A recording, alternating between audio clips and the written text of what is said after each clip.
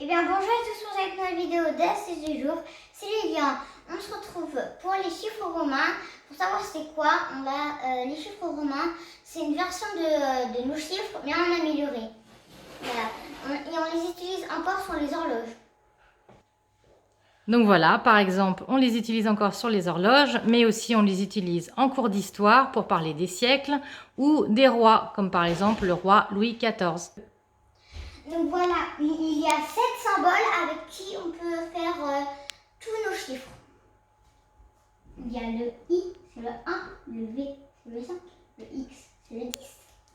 Le L, c'est le 50, le C, c'est le 100, le D, c'est 500 et le M, c'est 1000. Alors, félicitez votre maman pour les 2000 points parce qu'elle a 2 M, ma et man. Maman, 2 M, donc 2000 points. Alors, moi, j'ai 102 points avec 2 I et 2 L. Alors, vous, n'hésitez pas à vous amuser avec les chiffres, avec les symboles, avec votre prénom. N'hésitez pas, c'est marrant. Moi, j'ai bien aimé. On va passer à la prochaine feuille. Alors, les numérations additives. C'est quoi? C'est une somme de chaque symbole. Par exemple, VI, ça va être V plus I. Et ça va être 5 plus 1. Et ça va donner 6 en tout. Voilà. Alors là, ça va être un calcul un peu plus dur. Parce que tout simplement, donc ça va être plus dur parce qu'il y a plus de lettres à déchiffrer. Donc on vous laisse le faire. Allez, donc du coup voilà, c'était 753. Si vous avez trouvé, félicitations à vous. On passe au prochain. Alors, ça va toujours aller du plus grand au plus petit et de gauche à droite pour les chiffres romains. Alors, en ordre décroissant, du coup, ça va aller du plus grand au plus petit. Donc, du coup, ça va faire un exemple 1515. Donc, M, D, X, V. Voilà. Alors ensuite, un même symbole ne peut être utilisé plus de 3 fois de suite. Par exemple, le I, ça peut être utilisé une fois, 2 fois, 3 fois, mais pas 4. Mais sauf un seul, le M. Le M, ça peut faire 4000.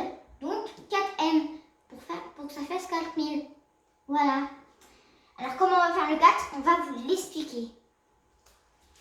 Si un symbole est placé à gauche d'un symbole plus grand, on le retranche au milieu de l'ajouter. au lieu de l'ajouter. Oui, pardon. Donc du coup, par exemple, I et V, on est d'accord, à un problème. Lui, il est plus grand que lui, on devrait le mettre là. Mais non, parce que ça va nous donner 4 à la fin. Donc par exemple, I et V, ça va faire pas 5 plus 1, non. Ça va faire 5 moins 1. Et ça va donner 4 du coup. Voilà, j'espère que vous avez compris. Voici un autre exemple. N'hésitez pas à le faire. Est-ce que tu peux l'expliquer? Et du coup, je vais l'expliquer. C'est M 1000 et C et D. Mais C, c'est 100 et D, c'est 500. Donc lui, il est plus petit que lui. Donc on va devoir enlever. Bien. Et là, le L, c'est 50. Et là, c'est le I et là, le X. Le X vaut 10 points et le I vaut 1 point. Donc, il y a encore un problème. Donc, voilà, on va vous laisser le faire. Voilà. C'était 1459, la réponse. Bravo à vous si vous avez trouvé, franchement. Là, on a un petit résumé. Donc ce qu'il faut retenir, c'est que dans les chiffres romains, vous avez 7 symboles. Les nombres se lisent de gauche à droite en faisant la somme des valeurs de chaque symbole. On ne peut pas utiliser plus de 3 fois de suite le même symbole, sauf la lettre M comme on l'a vu tout à l'heure. Si un symbole est placé à droite d'un symbole plus grand, on l'ajoute. Si un symbole est placé à gauche d'un symbole plus grand, on le retranche, donc on l'enlève. Et donc, c'est la fin de cette vidéo avec les chiffres romains. C'était Lilian. Je vous dis bye!